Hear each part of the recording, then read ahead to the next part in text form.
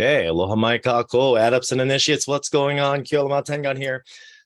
Welcome back to another edition of this week's weekly rhythm. Should I got the sound off there? Okay, very good. Hope all is going well out there. Today is June 25th here in Waiahuli or Kula, Maui. It is a beautiful day. Yesterday was my solar return of my birthday, and so I spent an evening out on the mountain. It was wonderful. Got a great night's rest and woke up today to doing some malama aina, aloha aina on the aina that I live upon, the land that I live upon, and really, doing the work that I haven't been doing recently. So I live on about an acre of land up at about 3,100 feet elevation. And, whenever I work on the land, really work with the land, there's always a lesson to be held. And when I behold whatever that is, it's always something that is very relevant to my life. And so today, as I walked around looking at the aina that I have not been tending, not tending to my garden, if you will, there is a lot to be said about that because the land itself, with the rains that we've had this year in particular, has really flourished. And so areas that were at one point or another clear and devoid of any kind of growth now has an abundance of it growing all over the place. And this is important and imperative for me to acknowledge because it's my own inactivity, my own negligence that led to all of this. I have to work that much harder because I haven't been tending to it regularly. 2 hours a week would have made a huge difference in terms of where things are now. And so I take that, right? It is an experience that I'm having, I am creating, and it's one that the land, the aina, is supporting me in learning to malama aina, to aloha aina, not just when it's convenient. So not just to take care of and to love the land and AKA myself when it's convenient, to especially in those times where things are difficult, to really make an effort to put that forward and to acknowledge that sometimes I just don't have it in me. And I also don't need to be doing all this on my own. So lots of great lessons learned and really relevant because the role of steward that I have taken on, much like this vest, it's a mantle that I wear, is something that I have not really been looking at as intently over the last few months.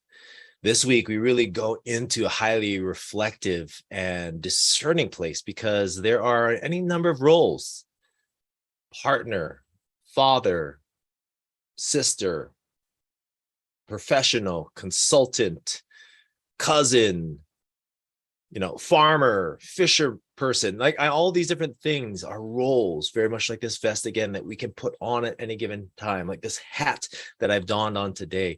It's something that is interchangeable, yet the very being of who you as well as who I am is the person that is beneath the tapestry of clothes that we wear. And in this case, it's all about renewing roles. Now, we went through the solstice last week, a very potent new moon at the beginning of last week.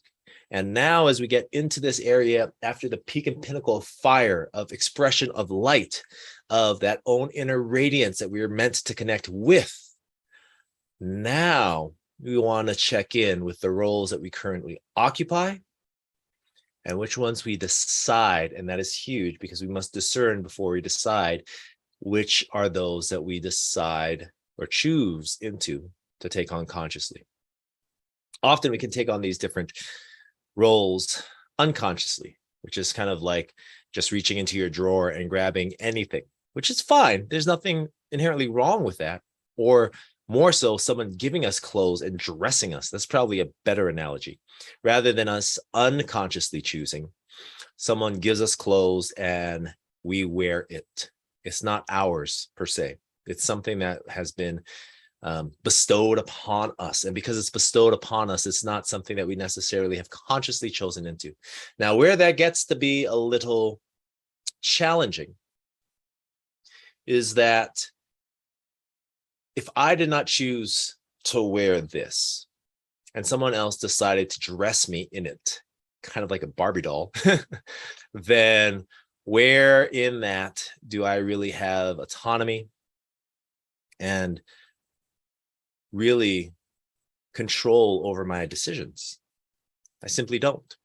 You know, the boys at 5 and 8, they've been dressing themselves with whatever they want to wear is fine by me, as long as it's something that will not harm them. And let me clarify in that if we were going to go up to Haleakala at night where it is, 30 to 40 degrees and they're wearing t-shirts and shorts, then I will, tell them that we're going into a place that's cold. I'll give them the context for and make sure that it's appropriate and that they're safe. However, in terms of as long as they're warm enough or cool enough, they have appropriate clothes for whatever they're going to be participating in, then I am good. However, when there is something that endangers them in any shape or form, then I will speak. And now I feel this is important because this concept of autonomy comes into play. How many of these roles do you occupy in your life are those that you are consciously wanting to participate in? Because we can have a single role in our life that may require the most amount of energy, and perhaps more energy than is even necessarily needed. Yet when we acknowledge, when we observe, and we witness where our energy goes, we can better determine what it is and how it is that we decide to flow. So this week, especially, take a look at what are the roles that you occupy and how well does that feel for you right now? And to keep things simple, I would say 1, just list out all the roles that you occupy. Who are you in relationship to the people around you? So focus on the people around you. To my mom, I am a son, right? To my sons, I am a dad. To my clients, I am a coach. To my so on and so forth, I am all right? Do that for about 3 minutes. 3 minutes, just list, mindful, let everything come out, and what comes out is what we want to flush. Now, as you go back and you look at these roles, next, set a timer for 1 minute, okay? 1 minute, you're going to circle all of those that uplift you. Circle all the roles that uplift you. You feel good about, you're renewed by, okay? That's 1 minute. So you want to do this relatively quickly. 1 minute, circling all the roles that uplift you. Next, what we want to look at is all the remaining roles that deplete you, that exhaust you, because these are the roles that we really want to look at beginning to shift.